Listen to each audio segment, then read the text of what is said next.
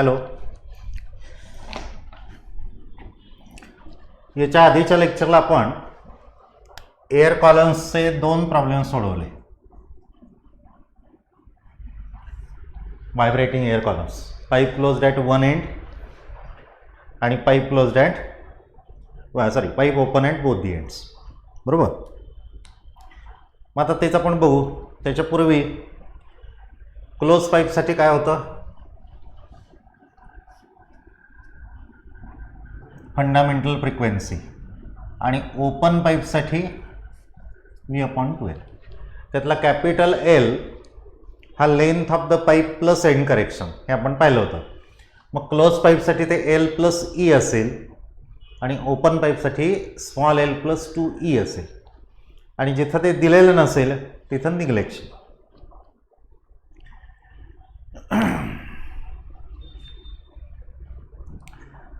आता बांगोईमधली काही एक्झाम्पल्स आपण सोडू.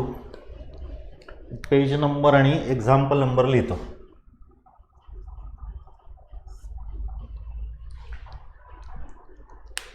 मी अतिशय सावकाश वाचतो, त्यामुळे तुम्हाला लेक्चर अटेंड करत असतानाच डाटा लिहून घेता येईल आणि मी पण बोर्डवरती लिहिणारच आहे. An air column of length 32 centimeters of a closed resonance tube. आता हे जे रेझोनन्स ट्यूब आहे त्याचा एक्सपेरिमेंट कॉलेजमध्ये आहे, पण त्याच्यात कसं असतं की ॲक्च्युली ती ट्यूब ओपन असते, आपण पुढं ते बघणार आहे, पण त्याच्यात पाणी भरलेलं असतं या लेवलवर. आणि त्याच्यामुळं ती पाईप कशी असते, क्लोज्ड ॲट वन एंड आणि इकडं ओपन, म्हणून resonance tube.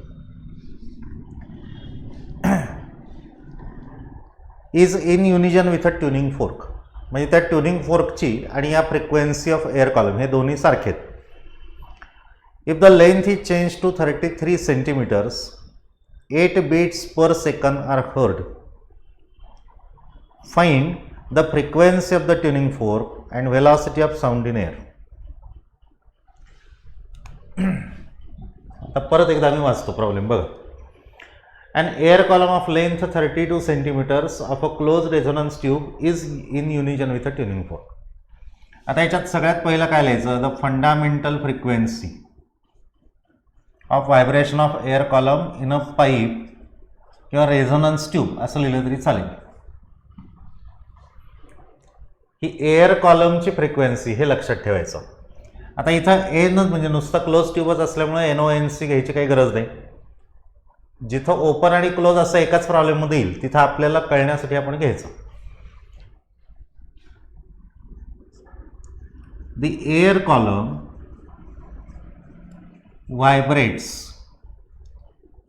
In unison with the tuning fork. Therefore n equal to frequency of the tuning fork. म्हणजे दोघांची फ्रिक्वेन्सी ही सारखीच असेल. आता if the length is change to 33 centimetres then 8 beats are heard. आता याच्यात काय होईल बघा, कोणाची फ्रिक्वेन्सी बदलेल तर ट्युनिंग फोर्कची बदलणार नाही, म्हणजे एन बदलणार नाही, कळलं. पण frequency of vibrations of air columns बदलेल. आता याचा अर्थ असा होतो, when the length is changed, किंवा असं घेऊ आपण,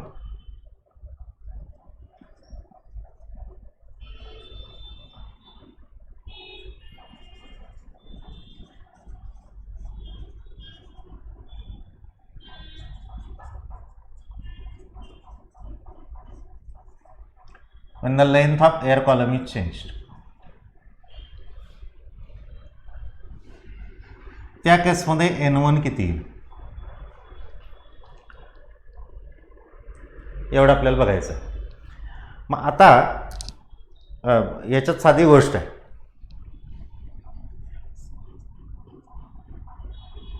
तो बदललेला आहे तरी सुद्धा ती पाईप क्लोज्ड ॲट वन एंडच आहे. म्हणजे तो एअर कॉलम हा कशातला असेल तर पाईप क्लोज्ड ॲट वन एंडचा असेल. आणि म्हणून L1 म्हणजे चेंज झालेला असाही. म्हणजे आता परत एकदा सिच्युएशन तुमच्या लक्षात आली का बघा. सुरुवातीचा जो एन आहे तो आपण एअर कॉलमच्या व्हायब्रेशनसाठी लिहिला आहे. आता कंडिशन काय दिली आहे, air column vibrates in unison with the tuning fork. त्यामुळे एन ही फ्रिक्वेन्सी ट्युनिंग फोर्कची सुद्धा असेल, म्हणजे दोघांच्या फ्रिक्वेन्सी सारख्या असतील थोडक्यात. आता काय होईल, एअर कॉलमची लेंथ चेंज केली तर त्याची फ्रिक्वेन्सी बदलेल एअर कॉलमची, ट्युनिंग फोर्कची बदलणार नाही कारण ती एनच राहणार आहे. जोपर्यंत आपण ट्युनिंग फोर्क बदलत नाही तोपर्यंत त्याची फ्रिक्वेन्सी तीच. हे लक्षात आलं. मग आता याचा अर्थ रेशो घेतल्यानंतर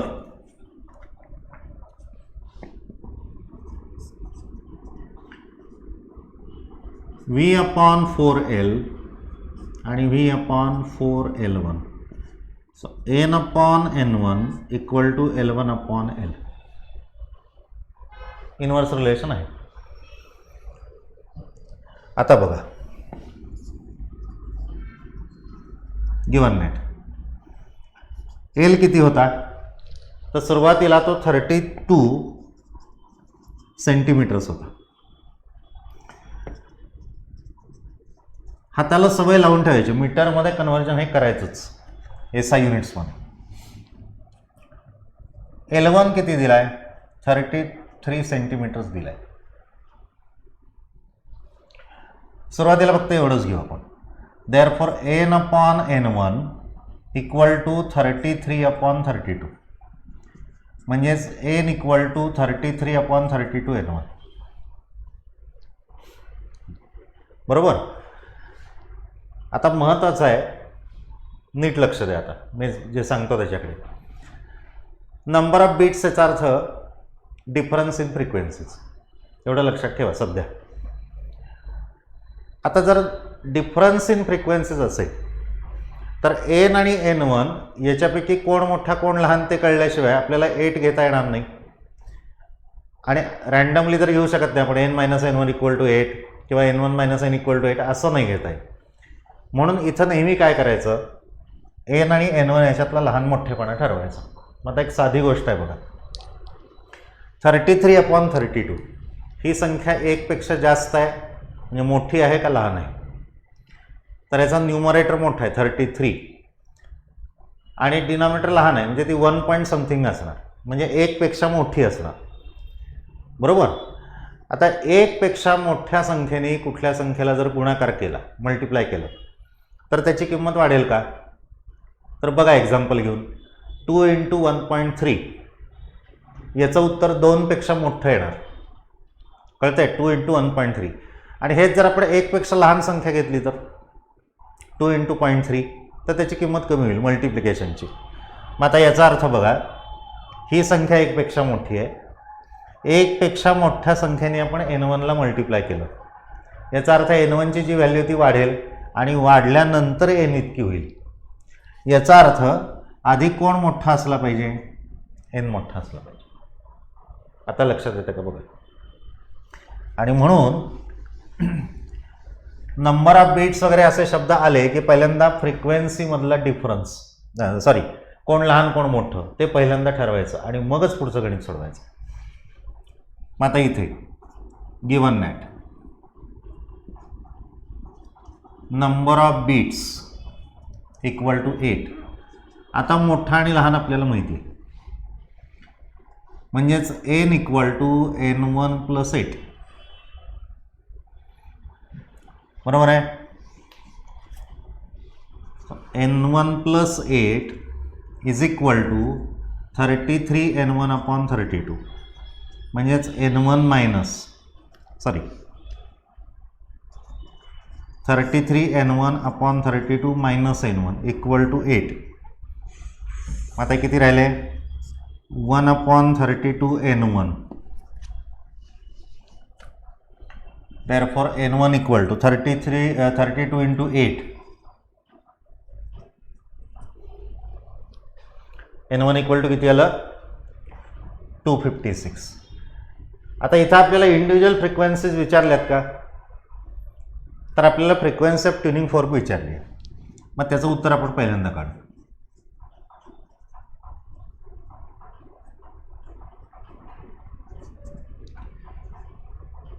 किती येणार ते n equal to n1 plus 8 आहे, म्हणजे 256 plus 8, so n equal to 264 hertz. कळलं? आणि आता पुढचं काम सोपं आहे. कुठलाही एक फॉर्म्युला घ्या.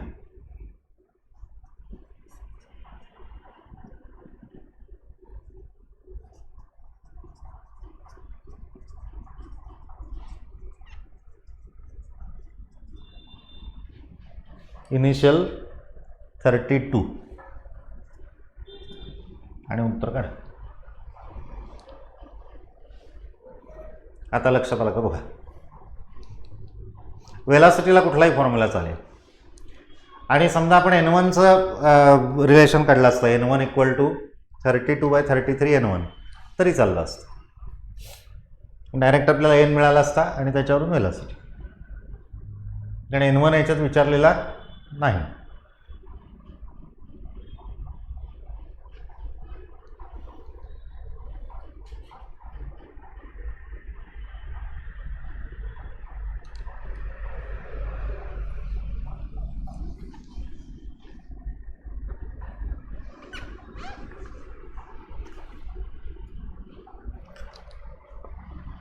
Next example. A tuning fork resonates in the fundamental mode with a column of air of length 15 centimeters in a closed tube. म्हणजे क्लोज ट्यूब जी आहे त्याची लेंथ 15 दिली आहे आणि रेझोनेट्स विथ, म्हणजे फ्रिक्वेन्सी ऑफ ट्युनिंग फोर्क आणि frequency of air column दोन्ही सारखे. Another tuning fork resonates with a column of air of length 30.5 centimetres in the fundamental mode of an open tube. दुसरं वाक्य लक्षात आलं? दुसरा ट्युनिंग फोर्क ओपन ट्यूब पाशी आहे आणि त्यांचा पण रेझोनन्स आहे. If the two tuning forks when sounded together produce 8 beats per second, find the frequencies of the forks and velocity of sound in air. आता हा परत तसंच फॉर्म्युला आहे. ह्याच्यात काय लिहायचं? दोन कॅटेगरीज वेगळ्या करायच्या. फॉर क्लोज ट्यूब लेट किंवा the fundamental frequency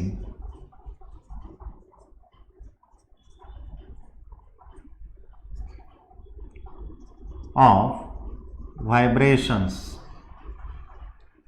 of air column is n equal to v/4. Since याला आता मात्र NC घेऊया, कारण आता क्लोज आणि ओपन एकाच प्रॉब्लेममध्ये. व्हायब्रेट्स किंवा त्यांनी वापरलेला शब्द रेझोनेट्स. नेहमी प्रश्नात दिलेले शब्द घ्यावेत, त्याचे दोन फायदे होतात. एक, आपण घेतलेलं चुकत नाही, समजा चुकून वेगळ्या अर्थाचा घेतला तर. आणि दुसरं, स्पेलिंग चुकत नाही, तिथलंच बघून लिहायचं. And air column resonates with the tuning fork, therefore NC equal to therefore frequency of the tuning fork equal to NC. कळलं? म्हणजे हे एअर कॉलम आणि फ्रिक्वेन्सी हे दोन्ही सारखेच. आता त्याच पद्धतीनं काय लिहायचं? फॉर ओपन ट्यूब पुन्हा द फंडामेंटल फ्रिक्वेन्सी किती असणार आहे? v/2 आहे, since the air column. So frequency of tuning fork is n. बरोबर आहे? याला 1 नंबर, याला 2. आता रेशो घ्यायचा. So NC/NO. रेशो कोणाचाही घ्या, NO/NC घेतला तरी चालेल. v/4 याला LC आणि LO असं करूया, क्लोज्ड आणि ओपन. L1 L2 घेतले तरी चालतील. Upon v/2 LO. म्हणजे आता LO हे न्यूमरेटरमध्ये असणार आणि LC इथं असणार. आता 2 कुठं असतील तेवढं सांगा.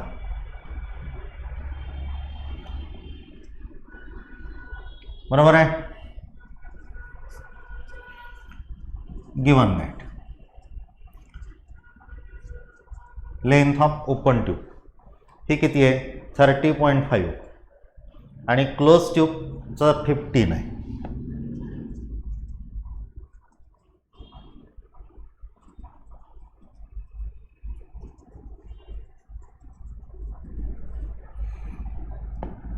Therefore, NC upon NO equal to 30.5 upon 2 into 15. म्हणजेच NC upon NO 30.5 upon 30.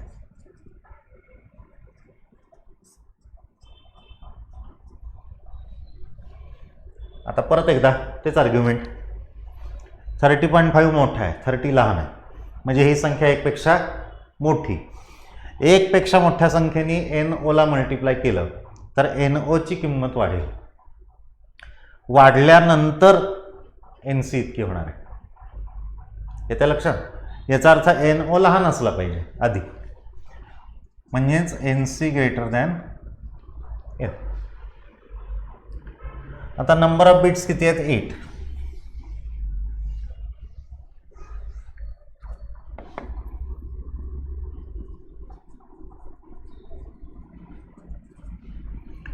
म्हणजेच NC minus NO equal to 8. So 30.5 upon 30 NO minus NO equal to 8 म्हणजेच 0.5 upon 30 NO इक्वल टू 8 म्हणजेच NO इक्वल टू 0.5 म्हणजे 1/2 म्हणजे 60 म्हणजे 480. आलं उत्तर. मग आता याच्यावर NC ची व्हॅल्यू काढा आणि कुठला तरी एक वेलासिटी ओपनचा घ्या नाहीतर क्लोजचा घ्या कुठला एक फॉर्म्युला घ्या.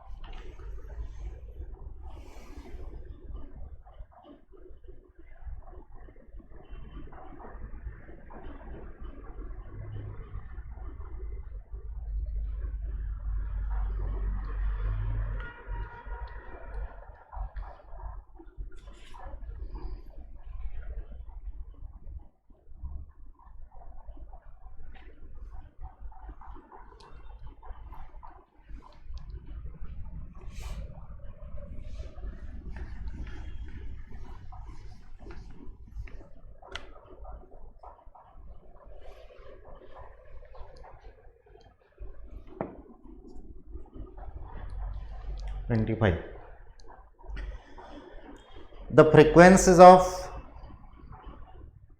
the fundamental frequencies, printing mistake. The fundamental frequencies of two pipes, one open and the other closed, differ by 15 Hz. म्हणजे आता परत एकदा बघा NO आणि NC त्यातलं परत कोण मोठं कोण लहान ठरवायचं. If the length of the closed pipe is 70 centimeters, find that of the other म्हणजे लेंथ ऑफ द अदर आणि वेलॉसिटी ऑफ साऊंड दिलेली आहे. आता पहिल्यांदा ओपन पाईप आहे त्यामुळे आपण त्या पद्धतीने लिहू. For open pipe the fundamental frequency of vibration NO equal to V upon 2. For close pipe पुन्हा तसंच NC equal to V upon 4L. O आणि C ओपन आणि क्लोजसाठी. NO upon NC V upon 2LO V upon 4LC equal to 2LC upon L.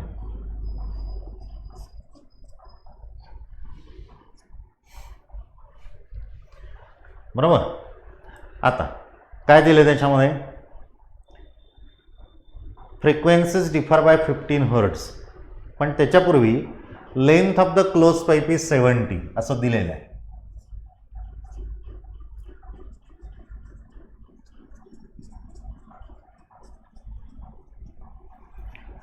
आणि velocity of sound in air ती पण दिली आहे.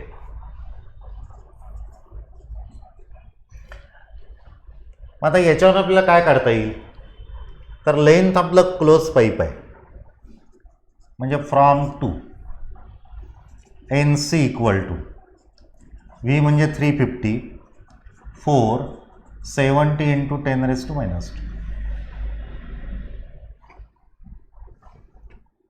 सो 350 अपॉन 4 आणि 10⁻⁻1. आता याचं उत्तर तुम्ही काढा.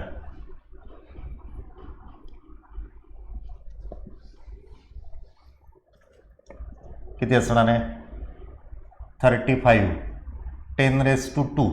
हा -1 न्यूमरेटरमध्ये येईल आणि 28. आता काढा त्याचं उत्तर.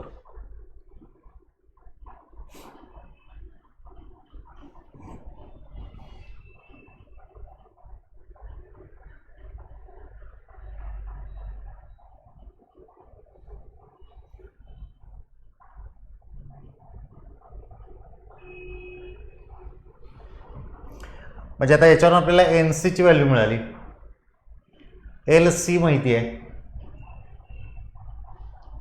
आता महत्त्वाचं एवढंच आहे की कोण मोठा आणि कोण लहान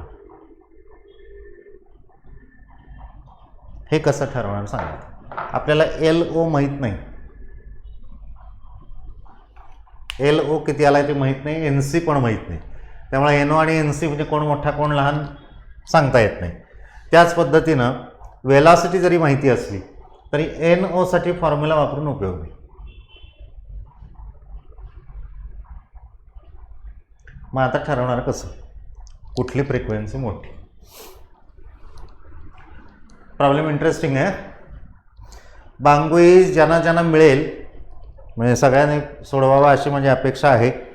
अतिशय चांगलं पुस्तक आहे आणि तुमची CETची तर निम्मी तयारी होऊनच जाईल. त्याच्यामध्ये चांगले प्रॉब्लेम दिलेले. मग आता जेव्हा अशी सिच्युएशन येते की आपल्याला काहीच सोर्स नाही येतात कुठलं मोठं आणि कुठलं लहान ठरवण्याची, त्यावेळी sir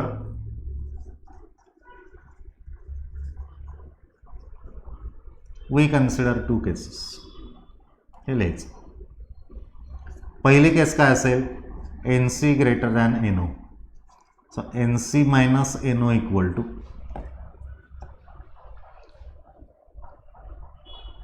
frequencies differ by 15 hertz म्हणजेच बीट्स. आता ते इक्वेशन आपल्याकडे आहे, त्यातली एल सीची पण व्हॅल्यू आपल्याला मिळाली म्हणजे होतीच. एन सी माहिती आहे, मग त्याच्यावर तुम्ही एन ओ काढू शकता बरोबर. आणि सेकंड केस आणि एल ओ पण काढू शकता करस्पॉन्डिंग, दोन्ही विचारले त्यांनी.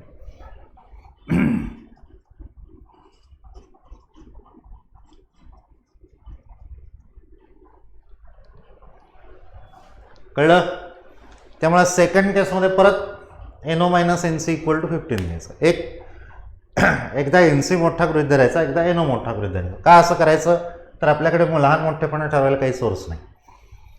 आता प्रॉब्लेम सोडवल्यानंतर तुमच्या लक्षात येईल हा पुस्तकातला दिला आणि उत्तर व्यवस्थित येतील म्हणून, पण असं होऊ शकतं. आता मी काय सांगतो त्याच्याकडे जरा नीट लक्ष द्या, काय होऊ शकतं.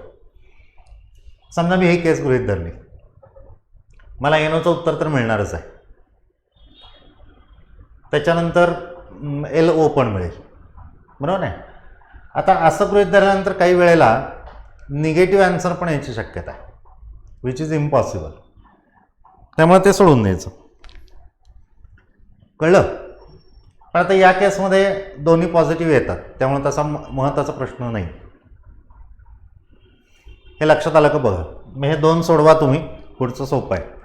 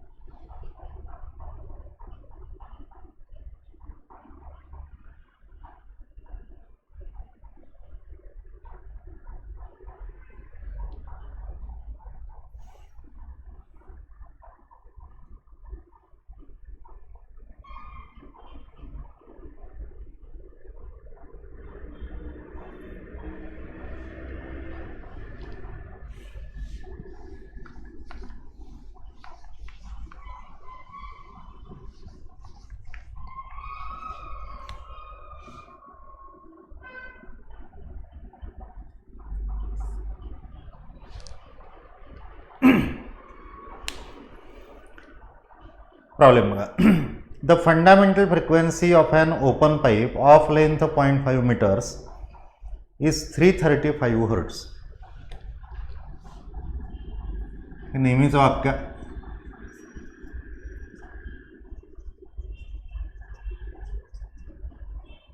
$335 हर्ट्स आणि लेंथ 0.5 मीटर. आता याच्यावरून काय मिळेल? वेलॉसिटी.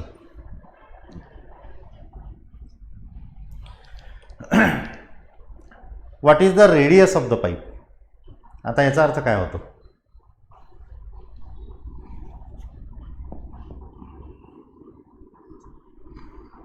बघा मी काय लिहितो, लक्षात येते का?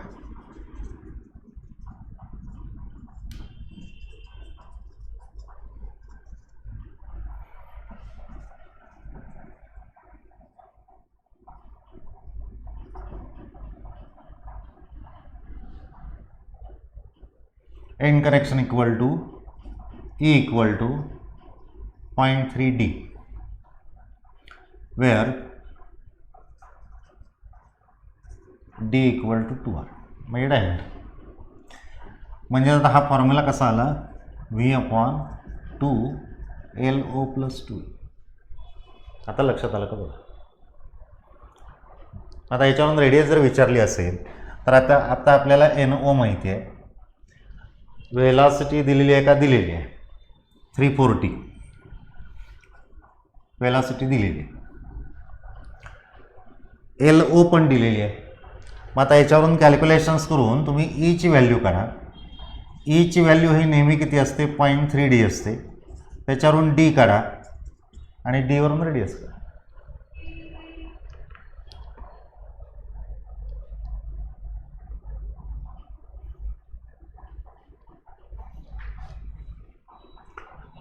बघा प्रॉब्लेम्स कसे विचारतात. तेच फॉर्म्युले आहेत, फक्त आपला वर्डिंग थोडंसं वेगळं दिलं की गोंधळ होतो.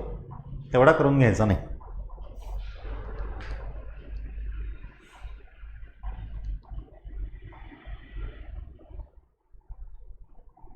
समजलं? आता त्याच प्रॉब्लेममध्ये दुसरा भाग काय विचारलाय बघा. What will be the corresponding length of the pipe if its one end is closed. म्हणजेच काय होईल? The pipe is converted to pipe closed at one end. Open pipe आहे ती बंद केली एका बाजूने. म्हणजे इथं आता बदल काय होतील बघा.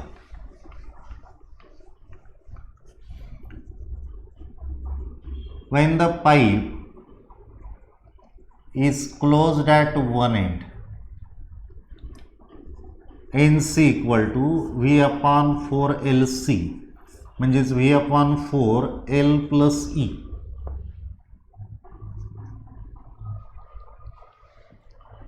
आता करस्पॉन्डिंग लेंथ विचारली आहे. आता एंड करेक्शन जर दिलेलं असेल तर ते घ्यायला पाहिजे. म्हणजे याचा अर्थ स्मॉल एलची व्हॅल्यू काढायची. मग आता NC किती? तर फंडामेंटल फ्रिक्वेन्सी तेवढीच. वेलॉसिटी 340. एंड करेक्शन काढलेलं आहे कारण ट्यूब तीच आहे. मग बदलेल कोण? L बदलेल. आता ते का बदलेल? प्रश्न माझा लक्षात आला का बघा. पहिल्यांदा ओपन, दोन्ही बाजूला ओपन आहे अशी पाईप होती. त्याला काहीतरी ते एअर कॉलमचे व्हायब्रेशन्स आहेत, त्याच्याप्रमाणे ती व्हायब्रेट होते. ती व्हायब्रेट झाल्यानंतर काय केलं? म्हणजे त्याचे आपण पॅरामीटर्स काढले जे काही विचारलेत ते, म्हणजे रेडियस विचारले. आता ते रेडियस काढल्यानंतर त्या पाईपला काय केलं? एका बाजूने बंद केलं. So that pipe is converted to closed at one end.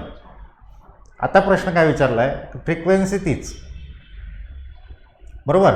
मग आता जर ती फ्रिक्वेन्सी तीच असेल आणि पाईप जर बदलली, म्हणजे ओपनची क्लोज केली, लेंथचा संबंध नाही त्याच्यामध्ये, तर किती लेंथला तेवढी फ्रिक्वेन्सी राहील असा प्रश्न.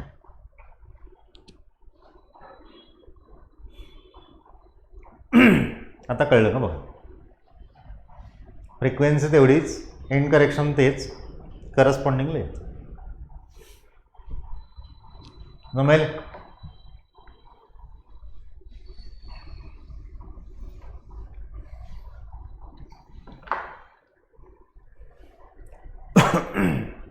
नेक्स्ट,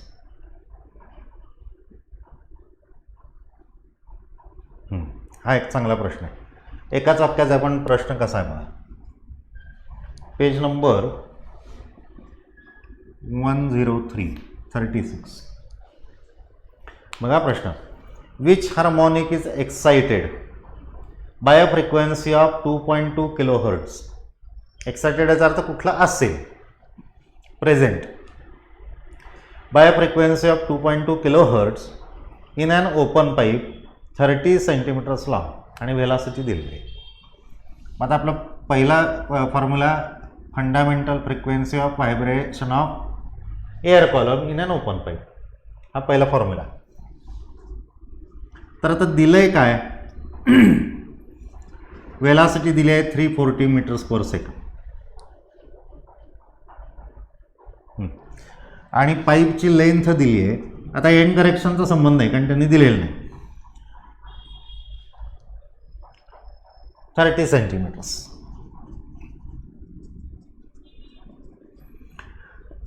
आता याच्यावरून आपल्याला काय मिळेल तर 340 टू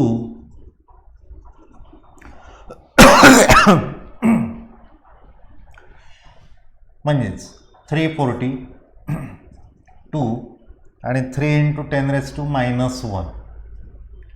सो 34/6 आणि 10⁻². तर 34/6 म्हणजे 5 पॉईंट.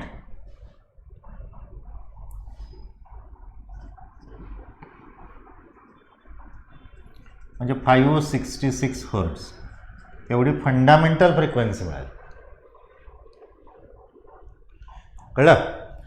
आता काय दिलंय, which harmonic is excited by a frequency of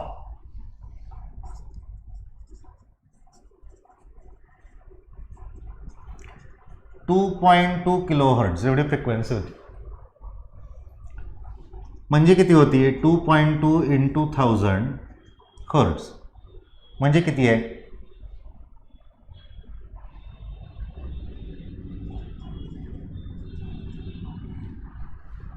बरोबर. आता ही एवढी फ्रिक्वेन्सी आहे. आता प्रश्न काय विचारलाय, विच हार्मोनिक. विच हार्मोनिक याचा अर्थ आपण काय बघतो, फंडामेंटल फ्रिक्वेन्सीचा कोएफिशियंट बघतो. मराठीतला प्रश्न. 2200 ही संख्या 566च्या किती पट आहे. आता कळलं, फंडामेंटल फ्रिक्वेन्सीच्या किती पट. How many times is this frequency is fundamental frequency. म्हणजे काय करणार, so number of harmonic equal to साधारणपणे ते 4 उत्तर येईल. ॲप्रॉक्सिमेटच घ्यायचं, राऊंड फिगर घ्यायची. 240 ठीक आहे, 4 लिहिलं तरी झालं. 5 येणारच नाही.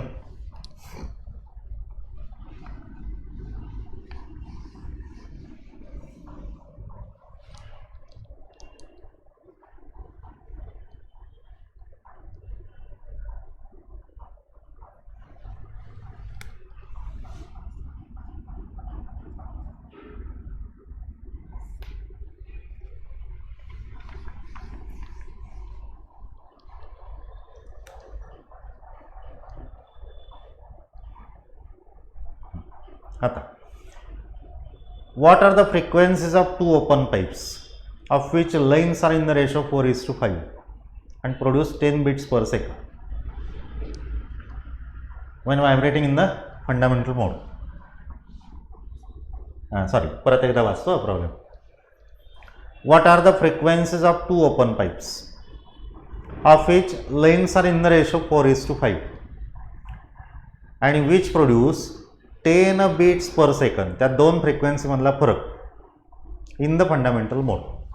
म्हणजे आता इथं द फंडामेंटल फ्रिक्वेन्सी हे नेहमीचं वाक्य इथं लिहायचं ओपन पाईपसाठी. आणि आपण नेहमी करतो असं. आता ओ नको घ्यायला कारण आता 1 2 लागणार आहे आपल्याला. For the first pipe N1 equal to V/4L1. Velocity काय बदलणार नाही. तसंच for the second pipe N2 equal to V/4L2. Therefore N1 upon N2 equal to L2 by L1. Division इथं घेऊन दाखवा.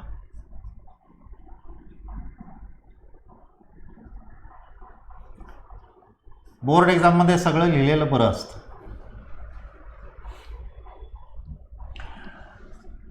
आता काय दिले आपल्याला? L1 दिलाय आणि L2 दिलाय. सॉरी, L1 अपॉन L2 दिलाय. 4:5 म्हणजेच L1 upon L2 equal to 4/5. So L2 by L1 equal to 5/4. म्हणजेच N1 upon N2 equal to 5/4. N1 equal to 5/4 N2. आता कोण मोठा? आता मी तुम्हाला न समजावून सांगता लिहितो, तुम्हाला कळलं का बघा.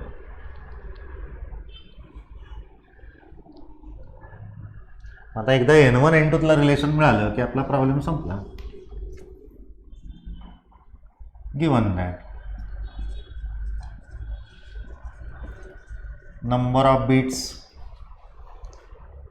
किती आहेत? 10. So N1 minus N2 equal to 10. Therefore आता हे रिलेशन आहे, N1 इक्वल टू 5/4 N2 आहे. आपण N1 ची व्हॅल्यू काढू. N2 plus 10. मग N2 plus 10 equal to 5/4 N2. So N2 minus 5/4 N2 equal to 10. नाही, काहीतरी चुकलं. 5/4 N2 मायनस N2 पाहिजे.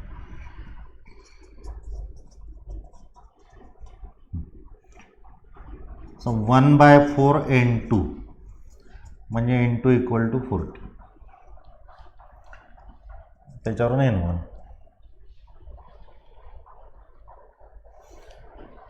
म्हणजे 50 आणि 40 असे आन्सर्स येतील.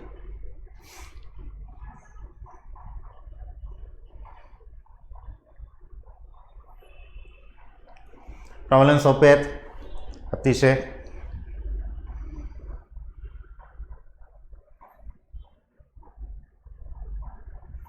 नेक्स्ट, मी एकदम चांगले आणि तुम्हाला जसे कन्सेप्ट तुमच्या क्लिअर होत जातील तेवढेच प्रॉब्लेम्स घेतो. बाकीचे तुम्ही पुस्तक आणल्यानंतर घरी सोडवा, कारण तुमच्याकडे तर नंबर्स आहेत. आपण कुठले सोडवलेत ते.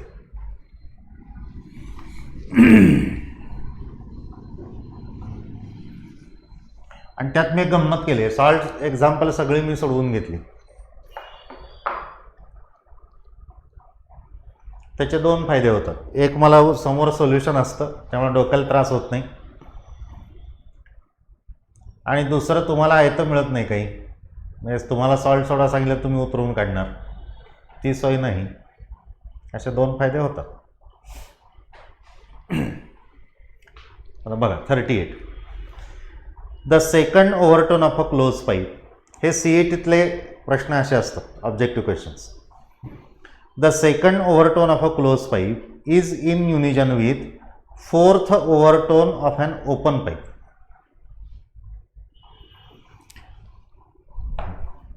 आता क्लोज पाईपमध्ये कुठले कुठले हार्मोनिक्स होते ते आपल्याला बघायचे. त्याच्यापूर्वी आपण असं करू, दोन्हीचे फंडामेंटल फ्रिक्वेन्सीचे फॉर्म्युले.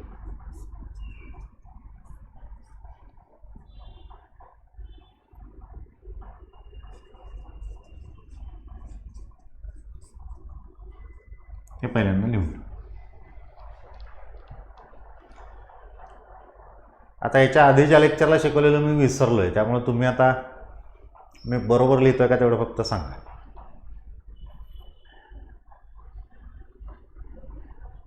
ओपन पाईपमध्ये ऑल हार्मोनिक्स असतात. शब्द काल मी मला वाटतं लिहिले होते ना 2. आणि क्लोज पाईपमध्ये ऑड असतात. आता ते कशा लक्षात ठेवणार, तर मी तुम्हाला सांगितलं होतं डायग्राम म्हणून लक्षात ठेवायचे, बरोबर. मग आता close पाईपसाठी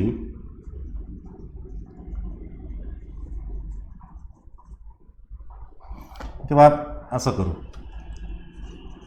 according two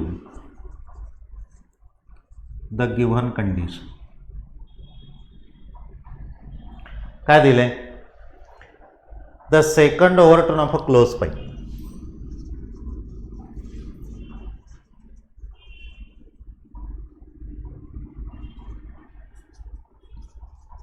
equal to the fourth overtone of open pipe.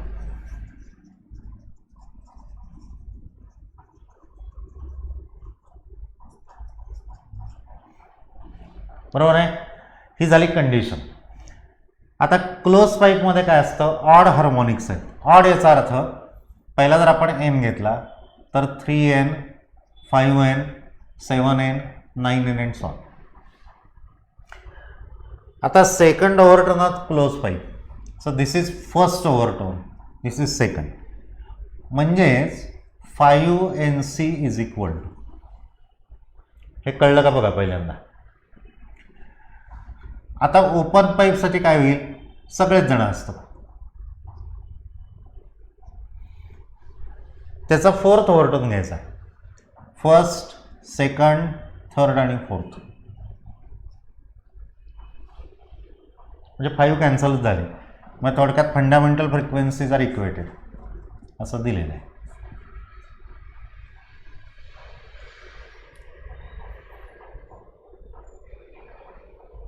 मग आता रेशो विचारलाय, व्ही कॅन्सल. पहिल्यांदा कुठली पाईप आहे त्याप्रमाणे रेशो घ्यायचा. पहिल्यांदा क्लोज पाईप आहे, सो LC/LO इक्वल टू 2/4 म्हणजे 1/2. आणि रेशो असल्यामुळं कंपल्सरी या फॉर्मॅटमध्ये लिहायचंच.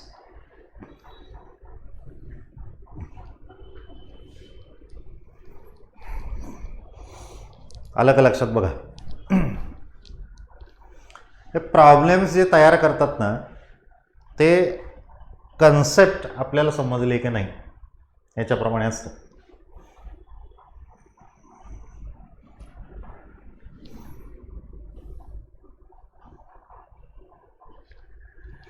Clear. Next,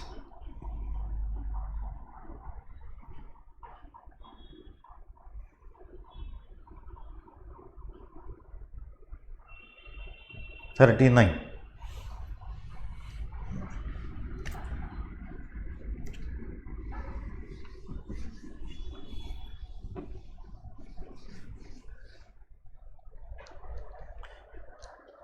Two tuning forks P and Q produce 8 beats per second when vibrating.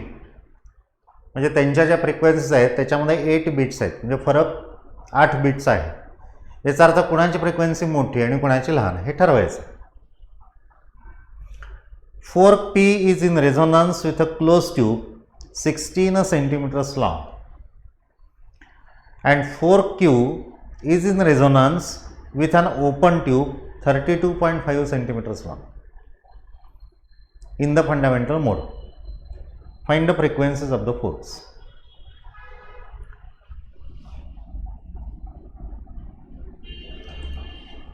आता सुरुवातीला काय करूया बघा. द फंडामेंटल फ्रिक्वेन्सी हे काही सुटत नाही, basic formula.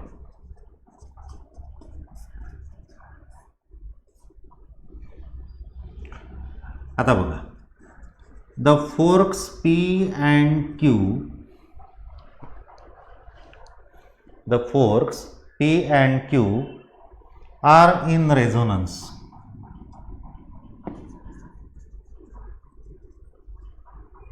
with the respective pipes. Therefore, NC and NO are the frequencies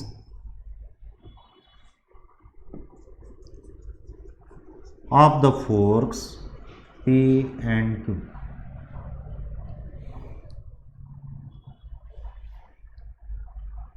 बरोबर. इन युनिजन, रेझोनान्स सगळं तेच. म्हणजे आता पीची फ्रिक्वेन्सी किती असेल, NC असेल. क्यूची फ्रिक्वेन्सी किती असेल, NO. किंवा तुम्हाला जर नोटेशन असं नको असेल तर NP आणि NQ तुम्ही घेऊ शकता, पण मग इथं NP आणि NQ येईल. म्हणजे तिथं बदल करायला पाहिजे. काही जण काय करतात, डोक्याला त्रास नको असतो, NO आणि NC लिहितात, ओपन आणि क्लोज, NP आणि NQ पण लिहितात, आणि मग मराठीमध्ये वाक्य लिहायचं, since the fork P vibrates in resonance with close pipe NP equal to NC. तसं दुसरं वाक्य लिहायचं, NO इक्वल टू NQ. तसं केलं तरीही चालेल. महत्त्वाचं काय आहे की आपल्याला हे समजलं आहे, रेझोनन्स किंवा युनिजन असल्यामुळं दोघांच्या फ्रिक्वेन्सी सारख्या, ते यायला पाहिजे प्रॉब्लेममध्ये, तो महत्त्वाचा भाग आहे. आता आपल्याला काय दिले बघा,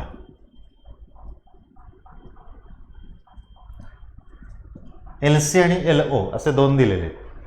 तर ते किती दिलेत, क्लोज पाईप 16 सेंटीमीटर्स लॉंग. मग मीटरमध्ये कन्व्हर्जन का करतोय लक्षात आलं का तुमच्या, बघा व्हेलॉसिटी तो काढायला मग असे उपयोग झाला. And 4Q is in resonance 32.5 centimetres. बरोबर.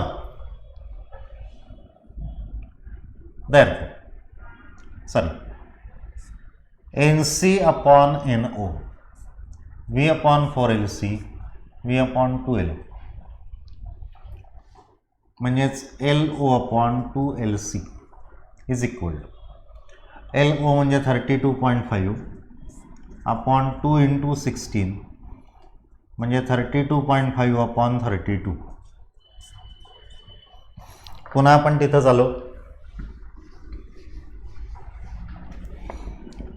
Therefore NC equal to 32.5 upon 32 NO, NC greater than NO, given that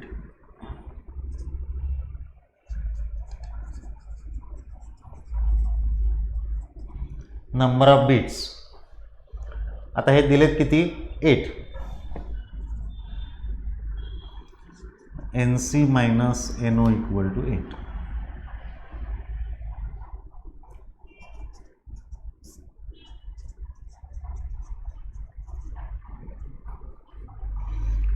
So 0.5 upon 32 NO. आता मी पुढचं काहीही सोडवणार नाही, तुम्हाला पाहिजे असेल सोडवा.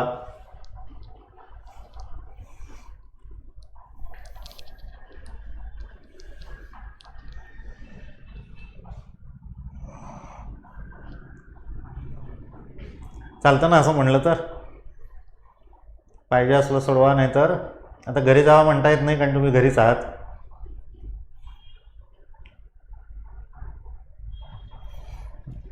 प्रॉब्लेम पूर्ण करा. काय काय विचारलंय बघा परत एकदा.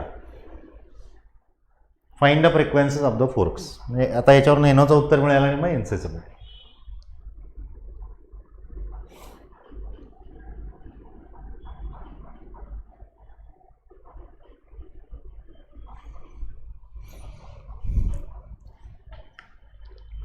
क्लियर.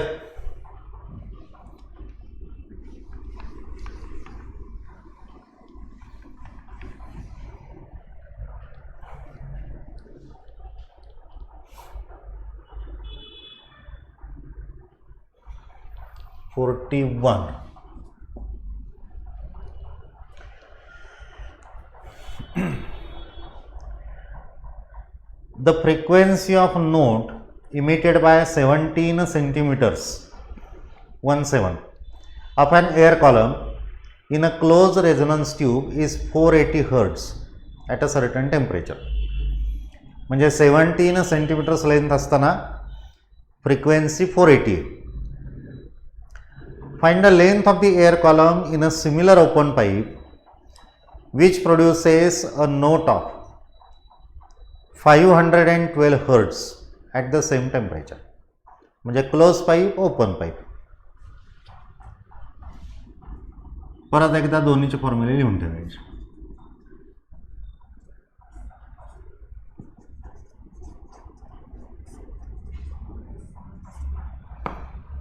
बरोबर आहे. आता पहिल्यांदा कंडिशन्स काय दिल्यात परत एकदा वाचतो. The frequency of note emitted by 17 centimeters of an air column in a closed resonance tube is 480.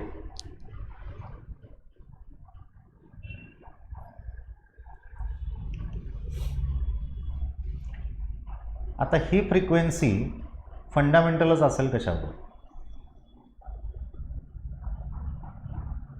आपण तर लिहिले,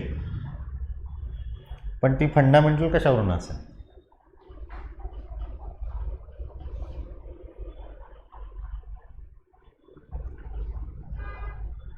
प्रॉब्लेम मी सोडवेपर्यंत विचार सुचतं का तुम्हाला सांगा.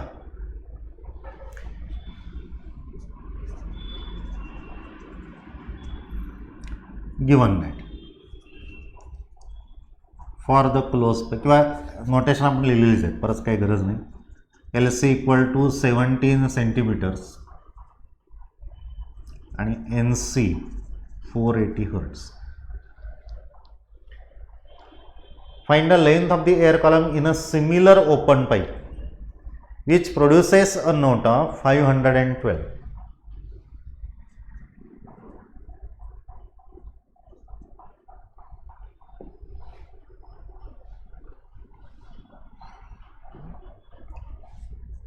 NC upon NO. आता किती वेळा चाललंय बघा, मलाही कंटाळा यायला लागला आता.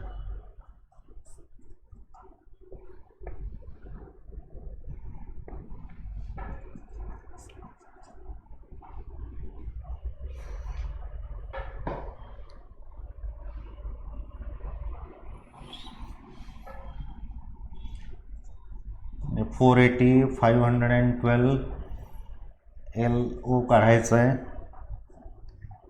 2 × 17 × 10⁻², म्हणजेच LO इक्वल टू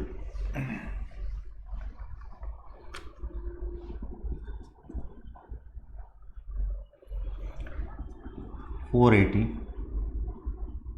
34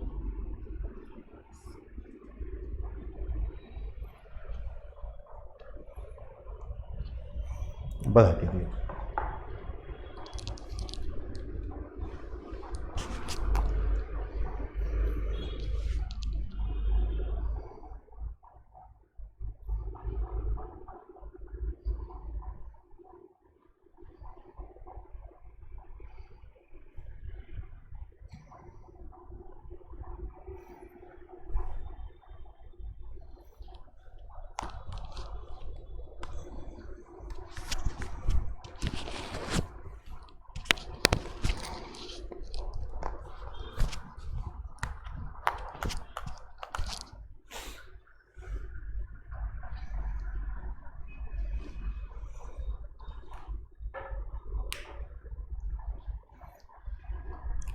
प्रश्नाचं काही उत्तर सुचलं तर फ्रिक्वेन्सी ऑफ नोट आहे आणि कुठला हार्मोनिक हे आपल्याला ओळखता येणं शक्य नाही. काहीतरी सोर्स पाहिजे ना. हा प्रॉब्लेम वाचून मला सांगा कुठला हार्मोनिक आहे हे कसं कळणार? आणि तसं असल्यामुळं ते फंडामेंटल नोट हे गृहीत धरायचं. कळलं? मग असे कसं होतं बघा, कितवा हार्मोनिक असेल असा त्यांनी विचारला होता प्रश्न. आता काही प्रॉब्लेम्स असे आहेत की ज्याच्यामध्ये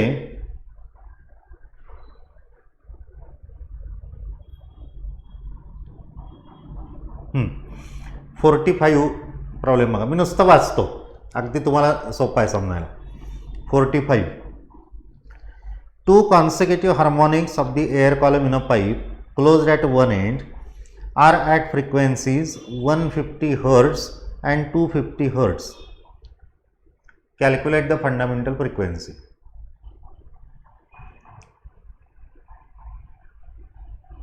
आता ते कॉन्सिक्युटिव्ह आहेत आणि क्लोज्ड ॲट वन एंड आहे. आता क्लोज्ड ॲट वन एंडमध्ये कसे असतात? ऑड हार्मोनिक्स असतात, बरोबर आहे. मग ऑड हार्मोनिक जर असतील तर 150 आणि 250 हा कोणाचा ऑड मल्टिपल आहे हे दोन नंबर्स हे बघायचे आणि ते कॉन्सिक्युटिव्ह पाहिजे. मग आता या प्रश्नाचं उत्तर अगदी सोपं आहे की नाही बघा. 150 तर आपण 50 समजा एक नंबर गृहीत धरला. आता भाग जाणारे बरेच आहे. 25 पण जाईल, पण 25 का घ्यायचा नाही? तर इंटू 6 आणि इंटू 10 आहे. इव्हन मल्टिपल चालणार नाहीत कारण क्लोज पाईपमध्ये ऑड हार्मोनिक्स आहेत. त्यामुळे 25 ही फंडामेंटल फ्रिक्वेन्सी चालणार नाही. 10 तर अजिबातच चालणार नाही कारण 10 इंटू 15 आणि 25 येणार, कॉन्सिक्युटिव्ह नाही आहेत. मग आता 50 घ्या बरं. तर 50 गुणिले 3 म्हणजे 150 म्हणजे 3n झाला. म्हणजे n जर 50 असेल, n 50 हर्ट्ज जर असेल तर 3n किती येणार? 150 येणार. आणि 5n किती येणार? 250 हर्ट्ज येणार. मग आता याच्यात 3n 5n हे कॉन्सिक्युटिव्ह आहेत का बघा. तर आहेत. म्हणजे फंडामेंटल फ्रिक्वेन्सी किती असेल? तर ती 50 असेल. समजलं? तर त्या ऑब्जेक्टिव्ह क्वेश्चन्स वगैरे याच्याकरता असे प्रॉब्लेम्स येतील. आता एवढी व्हरायटी याच्यात पुरेशी झाली. म्हणजे तुम्हाला आता बाकीचे प्रॉब्लेम्स इव्हन बांगमीमधले सुद्धा सोडवता येतील, नो डाऊट. पण कन्सेप्ट आता क्लिअर झाली आहे. त्याच्या पलीकडे आता काही व्हरायटी नाही. पुढच्या लेक्चरला आपण याचा राहिलेला भाग कव्हर करूया. Okay, thank you.